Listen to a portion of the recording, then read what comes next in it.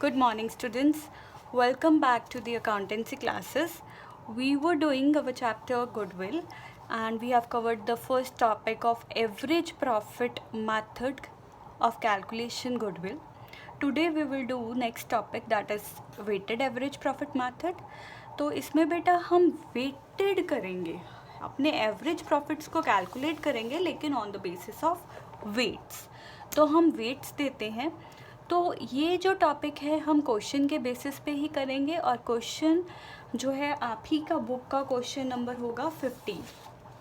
हम इसी क्वेश्चन से डायरेक्टली इस मेथड को समझेंगे.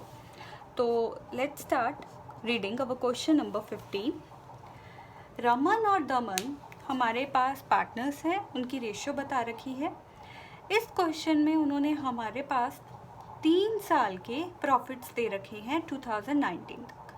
लेकिन वो कहते हैं कि जब ये प्रॉफिट्स दिए हैं, ये जो प्रॉफिट है वो हमारे इसमें से दोनों पार्टनर्स की अभी सैलरी नहीं डिडक्ट की हुई. मतलब कि इसके अलावा, इन प्रॉफिट्स के अलावा फर्म जो है इन 3 साल में प्रॉफिट्स के अलावा सैलरी भी डिस्ट्रीब्यूट कर रही है अपने दोनों पार्टनर्स को. तो उसी साल 2019 में 1 अप्रैल को, दैट इज़ 4th ईयर जब स्टार्ट हुआ, तो उन्होंने जीनू को एडमिट कर लिया 1/4 शेयर के साथ. तो उन्होंने कहा कि हमें गुडविल को कैलकुलेट करना है ऑन द 4 ईयर परचेजेस के ऊपर, और जो ये 4 ईयर परचेज है वो हमारे वेटेड एवरेज प्रॉफिट होने चाहिए, हमारे इन्हीं 3 साल के प्रॉफिट्स का वेटेड एवरेज. तो अब यहाँ पे क्या मेथड लगाना पड़ेगा? Weighted average.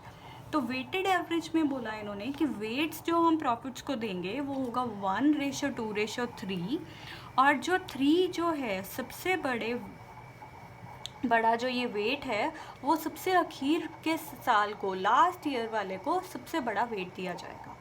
तो let's start doing our question. तो हम लिखेंगे यहाँ पे हमारे पास year, then profits, then weights, then weighted profits.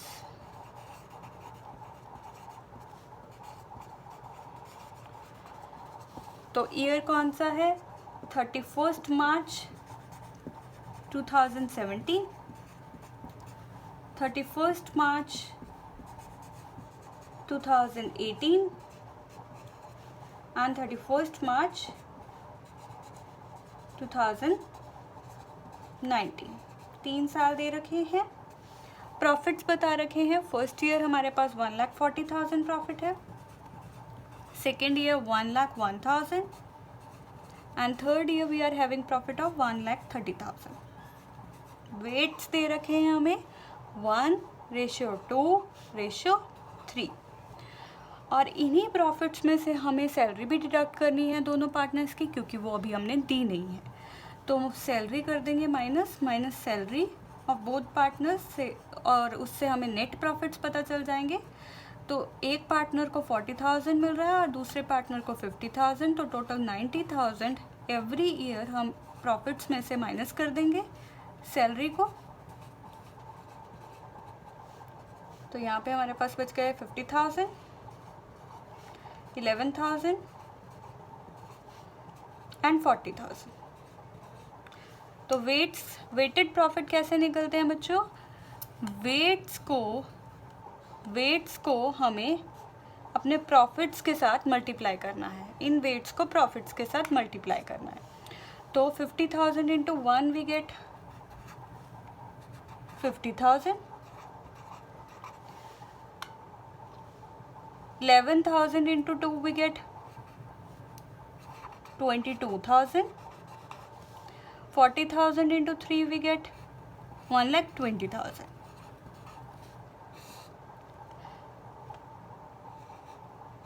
तो ये हमारे बन गए वेटेड प्रॉफिट्स का हमारे पास टोटल. तो इधर वेट्स का टोटल निकाल लेंगे, दैट विल कम 6. तो यहाँ से हम निकालेंगे वेटेड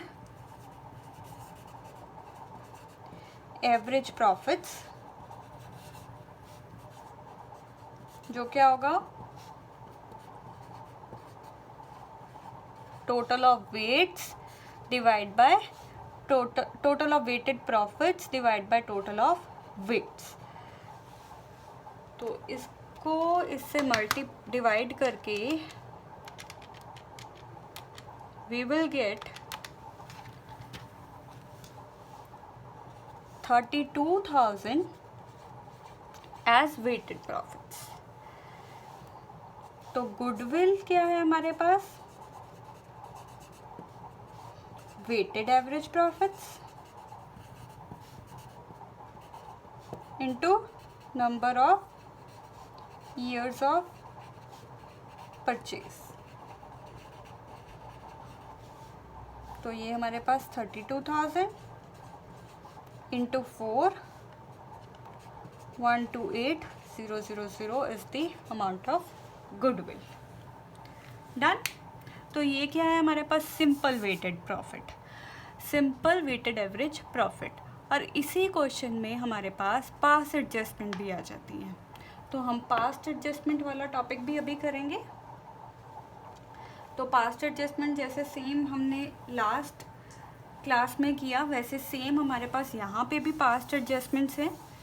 दैट पास्ट एडजस्टमेंट्स का भी मतलब वही है, बस हमें सिर्फ प्रॉफिट्स को कैलकुलेट करने का मतलब, प्रॉफिट्स जब हम कैलकुलेट करेंगे तब हमें उसमें वेट्स की हेल्प लेनी है, वेट्स की हेल्प से हम अपने प्रॉफिट्स को कैलकुलेट करेंगे।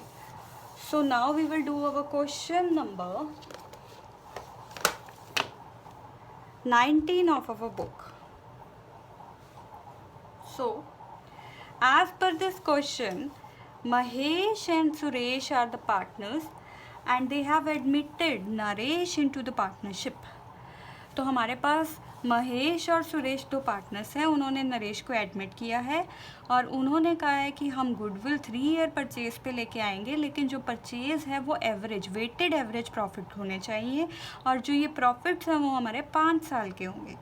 तो हमें वो कहते हैं कि हमने वेट्स भी 1 से लेके 5 तक करना है और पहले साल से लेके अगले साल तक इन वेट्स को डिस्ट्रीब्यूट करना है। हमें 5 साल के प्रॉफिट्स दे रखे हैं और इसके बाद हमें बता रखा है कि कुछ एडजस्टमेंट्स।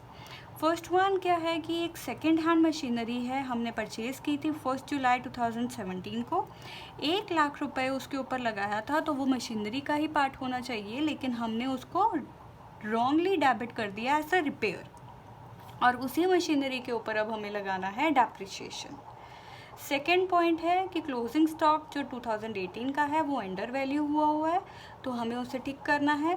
एंड थर्ड, हमें पार्टनर्स को रेमुनरेशन देनी है। तो हमारे पास 2 पार्टनर्स हैं, महेश और सुरेश, और दोनों को हमें रेमुनरेशन देनी है। तो उसके बाद हमें निकालना है हमारे गुडविल को। तो let's start our question number 19। तो as per our question number 19,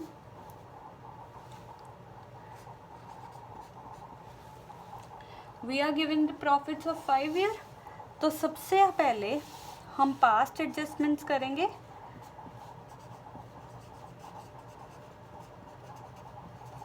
ठीक है जी। तो ईयर इधर हम लिखेंगे ईयर्स।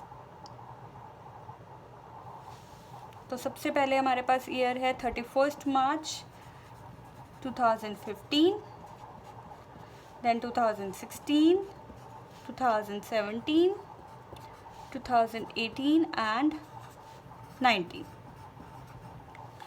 फिर हमें दे रखे हैं इनके प्रॉफिट्स हैं हमारे पास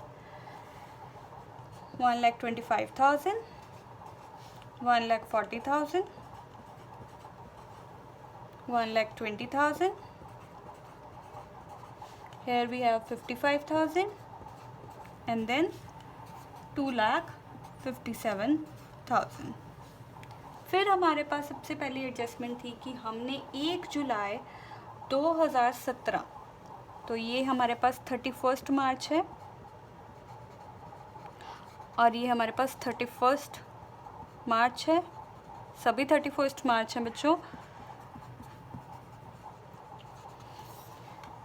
तो इन्होंने कहा है कि हमारे पास 1 जुलाई 2017 को हमने एक मशीनरी खरीदी थी और उसके ऊपर होने वाला 1 लाख रुपए हमने यहाँ पे खर्चे में डाल दिया था। तो हमें उस खर्चे से हमारे प्रॉफिट्स कम हुए थे, तो हमें उसे ठीक करने के लिए उसे ऐड बैक कर देंगे।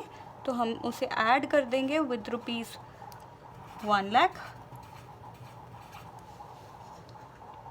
तो 1 लाख को हम एसेट में कन्वर्ट कर देंगे। तो यहाँ पे ऐड कर देंगे machinery wrongly debited as repairs, right. फिर इसी मशीनरी के ऊपर हम 1 जुलाई से जो ये मशीनरी हमारी एसेट बनी है उसके ऊपर हम डेप्रिसिएशन कैलकुलेट करेंगे। तो 1 लाख की मशीनरी के ऊपर 20% रेट के साथ 9 महीने का हमारा डेप्रिसिएशन बन जाएगा। दैट इज़ फ्रॉम 1 जुलाई। तो अप्रैल मई जून तो डेप्रिसिएशन लगेगा ही नहीं, तो रह गए पीछे 3 महीने, 9 महीने। तो 9 महीने का जब हम डेप्रिसिएशन कैलकुलेट करेंगे तो वो हो जाएगा 15,000। फिर यही डेप्रिसिएशन इस साल तो हमारी 15,000 है, तो ये मशीनरी हमारी 1 लाख माइनस 15,000, तो ये मशीनरी 85,000 की रह गई। तो नेक्स्ट ईयर भी ये हमारी बिजनेस का पार्ट है, तो इसके ऊपर नेक्स्ट ईयर 20% डेप्रिसिएशन लगेगा, तो 17,000 डेप्रिसिएशन। ये टॉपिक, यही सेम पॉइंट हमने कल भी किया था। तो यहाँ पे नेक्स्ट ईयर फिर से डेप्रिसिएशन लग जाएगा 17,000 प्लस डेप्रिसिएशन। तो ये क्या हो जाएगी डेप्रिसिएशन 85,000 इंटू 20%, राइट। फिर हमारे पास क्या है, क्लोजिंग स्टॉक जो है वो अंडर वैल्यू हुआ है, मतलब क्लोजिंग स्टॉक कम हुआ है तो प्रॉफिट भी कम आए हैं, तो हम उसे ऐड बैक कर देंगे। Add under valuation of closing stock. तो क्लोजिंग स्टॉक हमारा अंडर वैल्यू हुआ है 31 मार्च 2018 को। तो हम अगर ऐड कर रहे हैं तो वो 50,000 है, तो ऐड हो गया। फिर यही क्लोजिंग स्टॉक जो हमारा इस साल अंडर वैल्यू हुआ है वो नेक्स्ट ईयर क्या हो जाएगा, हमारे 2019 का ओपनिंग स्टॉक बन जाएगा। तो वो 2019 का भी प्रॉफिट जो है वो कम शो कर रहा था, तो हम उसे भी ठीक करेंगे। तो लेस कर देंगे under valuation of opening stock. Opening stock अगर हमारा अंडर वैल्यू है तो हम उसे माइनस करते होते हैं। तो इस साल का क्लोजिंग स्टॉक, अगले साल का ओपनिंग स्टॉक। अगर हमारा इसी साल वो क्लोजिंग स्टॉक अंडर वैल्यू है और प्रॉफिट कम दिखा रहा है, तो अगर हमने यहाँ पे बढ़ाए हैं तो अगले साल जब वो ओपनिंग स्टॉक बना तो वो अपोजिट हो जाता है। तो यहाँ पे क्या हो जाएगा, अंडर वैल्यूएशन ओपनिंग स्टॉक का लेस हो जाएगा। फिर नेक्स्ट पॉइंट है, हमने पार्टनर्स को सैलरी दी है ₹40,000, तो लेस कर देंगे हम remuneration to partners, that is 40,000 each. तो हर साल हम अपने 40,000 माइनस कर देंगे। तो एवरी ईयर 40,000 माइनस किए,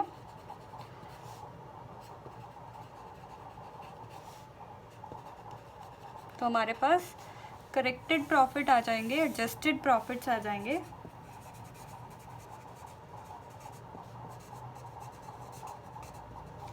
तो 1,25,000 minus 40,000 we get 85,000। यहाँ पे हमारे पास 1 लाख बच गया, यहाँ पे 80,000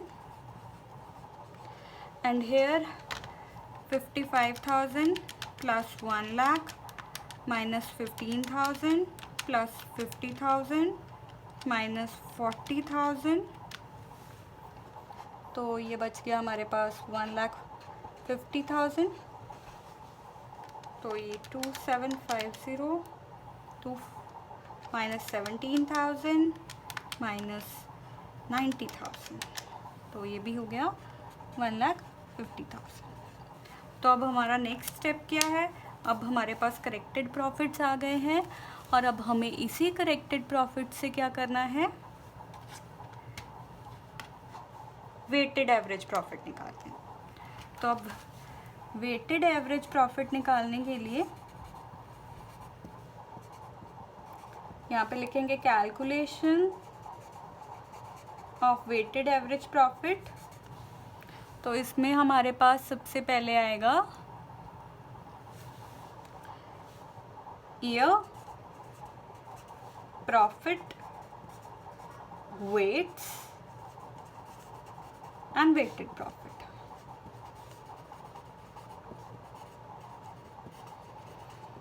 (2015, 2016, 2017, 2018 एंड 2019, राइट। तो प्रॉफिट्स हैं 85,000, 1,00,000,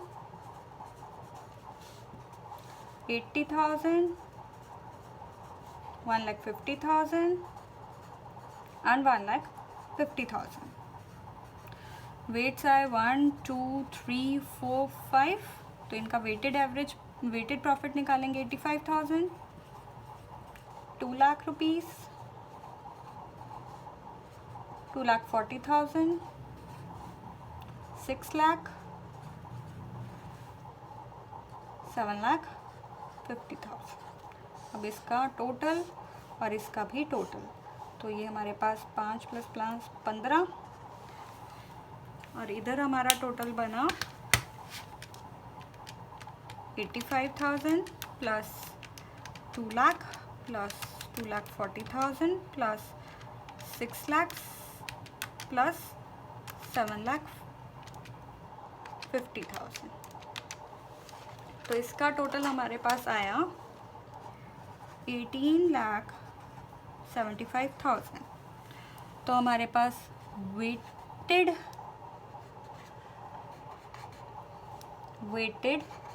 बेटा ये देख लेना, अपना लिख लेना, एवरेज प्रॉफिट जो है वो हमारे पास total of weighted average profit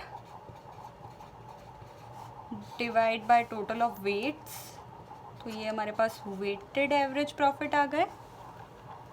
तो इसको जो हमारे पास 1875000 divide by 15 we get 125,000 as weighted average profit. तो हमारे पास गुडविल क्या है, weighted average profit into number of years of purchase. तो वेटेड एवरेज प्रॉफिट हमारे पास कितने हैं, 125,000। Number of years of purchase कितने हैं हमारे पास, 4 ईयर्स, 3 ईयर्स। तो इसको अगर मल्टीप्लाई करें तो ये आ गया 375,000 एज अवर आंसर। तो आज हमारा टॉपिक कंप्लीट हो रहा है वेटेड एवरेज प्रॉफिट का। So tomorrow we will start our next method, that is super profit, and after that capitalization method. So please complete your notebooks till this topic. See you tomorrow. Thank you.